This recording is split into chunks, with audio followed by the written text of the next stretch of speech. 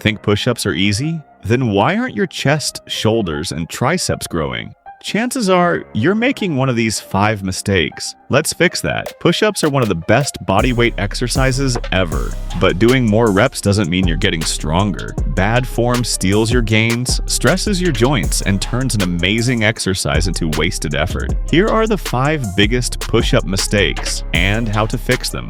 Mistake number 1, flaring your elbows. If your elbows point straight out to the sides, you're putting unnecessary stress on your shoulders. Instead, keep your elbows about 45 degrees from your body. This protects your joints and targets your chest much better. Mistake number 2, half reps. Only lowering halfway, you're cheating yourself. Lower until your chest is just above the floor, then push all the way back up. Full range of motion builds more strength and muscle. Quality beats quantity every time. Mistake number 3, letting your hips sag. A sagging lower back isn't just bad form. It can also cause unnecessary strain. Keep your core tight, squeeze your glutes, and maintain a straight line from your head to your heels. Your body should move as one solid unit. Mistake number 4, looking forward. Looking straight ahead forces your neck into an awkward position.